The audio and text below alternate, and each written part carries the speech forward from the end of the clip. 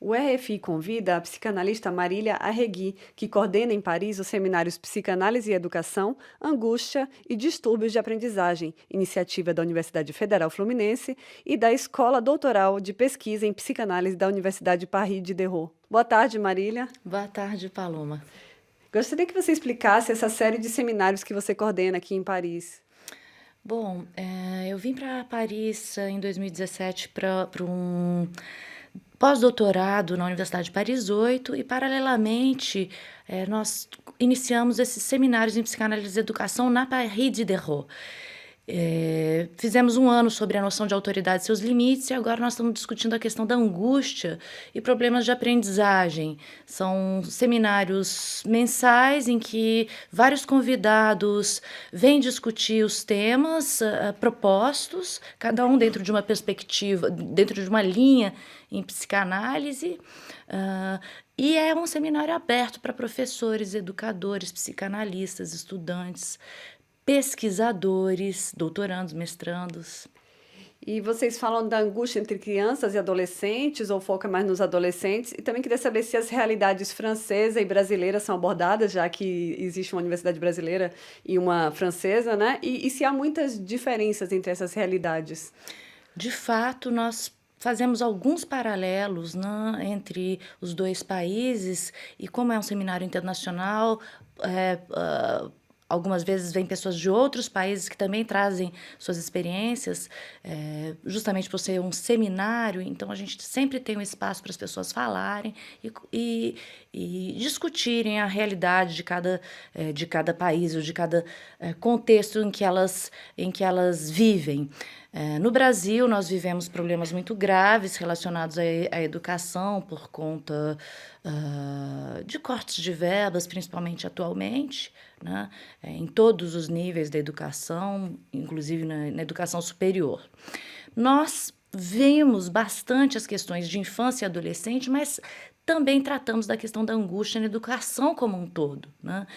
O que é essa demanda por educação, essa exigência de adaptação, esse modelo a seguir de sucesso, né? Nós vemos, por exemplo, até o contexto japonês, que é tão distante da gente, mas que acaba se refletindo hoje em dia em adolescentes que se suicidam por falta de Sucesso escolar. sucesso escolar, né?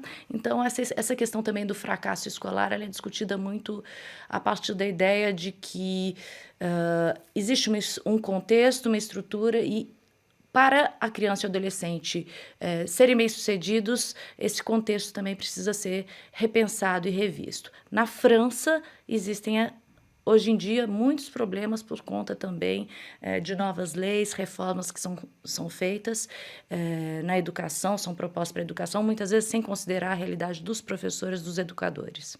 E quais são as características do ambiente escolar e acadêmico que podem ser modificadas para que se diminuam esses sintomas de angústia?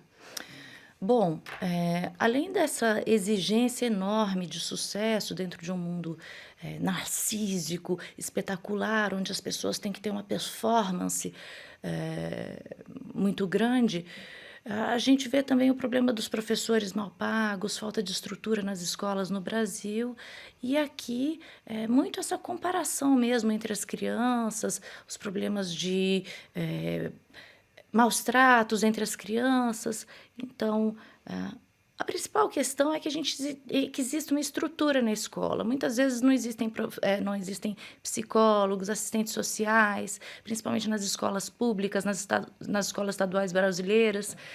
E aqui na França, a realidade é bastante diferente, mas e por isso a gente vem trocando essas experiências também com os profissionais daqui. A gente ainda tem muito o que aprender com a França, principalmente na questão dos limites, da autoridade. Agora, a angústia, ela faz parte da vida, né? A gente precisa, fundamentalmente, poder ouvir as crianças, ouvir os adolescentes, que muitas vezes eles não têm voz no contexto escolar. Então, e além disso, você acaba de lançar no Brasil este livro, Racismo, Capitalismo e Subjetividade. Você poderia falar um pouco desse livro e da importância de se discutir o racismo no Brasil de hoje? Pois é, essa é uma das questões que é muito delicada, das questões mais delicadas que a gente tem a discutir, porque no Brasil se diz que não existe racismo, que existe muita cordialidade. Isso não é verdade. Então, uma das questões que gera muita angústia são essas comparações, né? As diferenças que não são tratadas de um modo, vamos dizer, natural. Então, elas são negadas, elas são denegadas. Elas precisam ser ditas e reconhecidas, né? Então, a inclusão é fundamental, né? Mas mais do que a inclusão, é a transformação da mentalidade, né? A mentalidade brasileira ainda é uma mentalidade muito escravocrata, porém dissimulada, né? Então, muito já foi feito, né, com o sistema de cotas, mas ainda precisa muita coisa ser feita.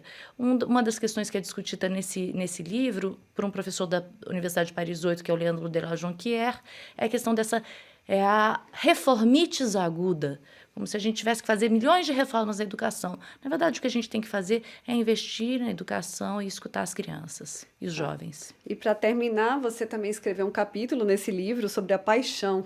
É um livro em francês. E do que se trata o seu capítulo? Esse capítulo é sobre a erotomania. Eu procuro entender essa psicopatologia de um modo mais sutil e generalizado.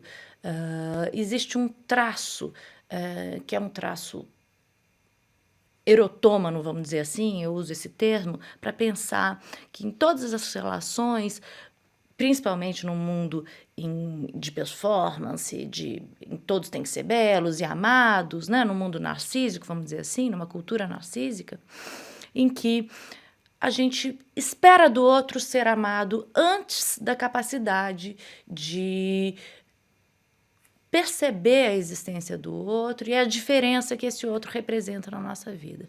Então, eu procuro tratar um pouco, nesse capítulo, a partir de um caso clínico, dessa posição do sujeito em que ele tem que ser amado a qualquer preço.